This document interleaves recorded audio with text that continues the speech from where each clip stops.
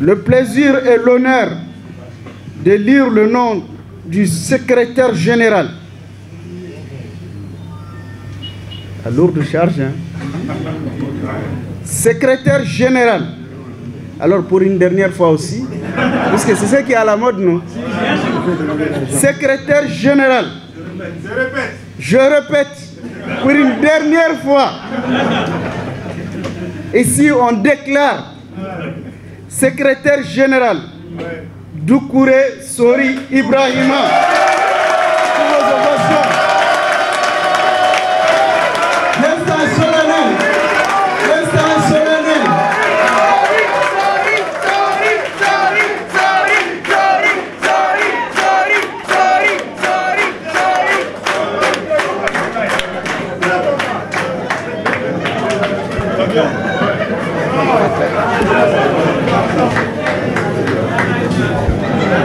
Voilà, camarades, lecture faite du bureau consensuel. Merci. Anana ɲɔgɔn daraja de la n'o ye baarakɛlaw bɛɛ lajɛlen faralen ɲɔgɔn kan k'a fɔ bi olu kɔni y'a ŋaniya k'a kɛ Sinabefu tɔndenw ye. Ŋaniya in tun bɛ yen kabini wagati jan parce que Sinabefu ye wulikajɔ fɛn fɛn kɛ BOA mɔgɔw y'u sen don a la k'a jira k'a fɔ banki baarakɛlaw bɛɛ bɛ duba kelen de kɔnɔ. Papier ko dɔrɔn de tun b'a jɛ. Bi bi in na an nana ka se k'o papier ko de ɲɛnabɔ ka bureau sigi Sinabefu tɔgɔ la. Bureau mun n'a mɔgɔ bɛ bɛn mɔgɔ 36 ɲɔgɔnna ma olu de bɛna kɛ baarakɛlaw ka ciden ka se ka baarakɛlaw ka hakɛ ɲini ka d'u ma BOA kɔnɔna la. Donc an kɔni nana Sinabefu tɔgɔ la parce que section des banques de y'an bila ka na. O ye Sinabefu bolofara dɔ ye ka se ka na kɛ seere ye k'a jira k'a fɔ effectivement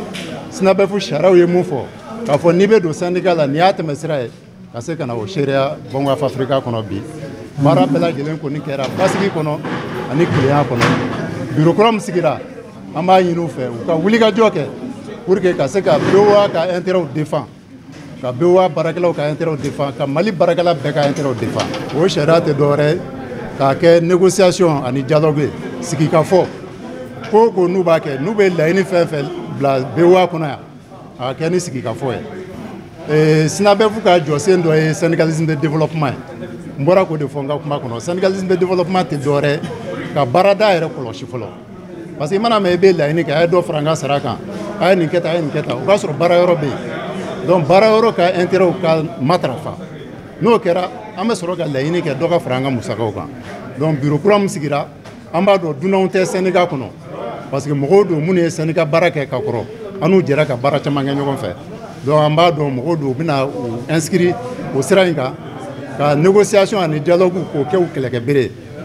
an b'a ɲini u fɛ fɛnɛ u ka cɛsiri formation fɛ i n'a fɔ Sinabefu yɛrɛ tagabolo ye. Komi yɛrɛ ɲɛ b'a la cogo min a kɛra wasa kɔnɔ a kɛra bɛn kɔnɔ a kɛra sabati kɔnɔ a kɛra hakilisigi kɔnɔ o de ɲininen don anw kelen kelen bɛɛ fɛ parce que anw bɛ jɔyɔrɔ mun na yan ni o ye an ma baara in daminɛ bi donc anw man ka ye basigibaliya kɔnɔ a kɛra basigi kɔnɔ alhamdulilayi an bɛ Ala fo ka Ala barikada an bɛ militant bɛɛ fo fɛn fɛn bɔra ka na i ye jama ye a kɛra wasa ye a kɛra sewa ye a kɛra hakilisigi kɔnɔ donc o de tun ɲininen don anw fɛ o ye diyagoya ye an jɔyɔrɔ ye mun ye banki kɔnɔ an jɔyɔrɔ ye mun ye syndicat ko kɔnɔ anw kan ka kɛ faraɲɔgɔnkanla de ye alhamdulilayi an sera ka o faraɲɔgɔnkan kɛ bi bɛɛ nana banki bɛɛ nana mun nana a bɛɛ wasara donc vraiment sewa don nimisi wasa don bɛɛ vraiment an bɛ Ala fo ka Ala barikada ka militant bɛɛ fo ka sympathisant bɛɛ fo k'a fɔ nin ye ko daminɛ ye n'Ala sɔnna Sinabefu BOA o kɔni a ma daminɛ bi n'Ala sɔnna et puis maintenant da in tugulen tɛ an bɛ sama bɛɛ nɔfɛ bolo dayɛlɛ i n'a fɔ secrétaire général y'a fɔ cogo min i n'a fɔ intervention bɛɛ y'a fɔ cogo min camarade minnu bɔra Sinabefu yɛrɛ tɔgɔ la Sinabefu ɲɛmɔgɔw nana cogo min k'a fɔ da in tɛ tugu Sinabefu ta de tɛ tugu bɛɛ an bɛɛ ka jɛ ka kɛ kelen i n'a fɔ u ka slogan yɛrɛ mun ye k'a fɔ n'an kɛra kulu ye an bɛ kuwa wa n'an bɛnna an bɛ se ko la.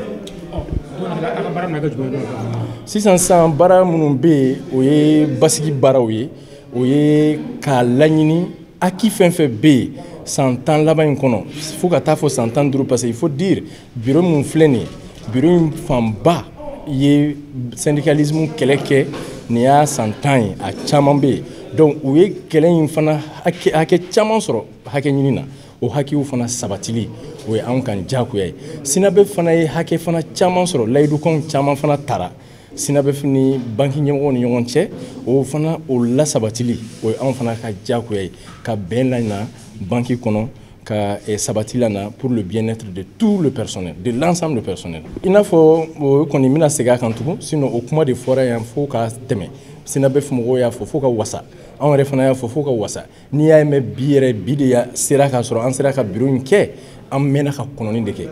k'a fɔ hali bi tɛgɛ bɔlen don mais a mana kɛ cogo cogo terrain de wulila terrain ye bɛn terrain in wulila bɛn terrain don mais problème t'a la gare caman misira la n'Ala sɔnna n'a ka di fɛn fɛn ye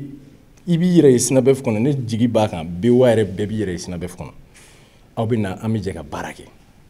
a baara kun ye mun ye hakilina ye kelen dɔrɔn de ye c'est-à-dire objectif ye kelen dɔrɔn de ye chercher le bien-être pour le personnel o de y'an ka devise ye n y'a fɔ cogo min n'an farala ɲɔgɔn kan an bɛ kuwa n'an bɛnna an bɛ se ko la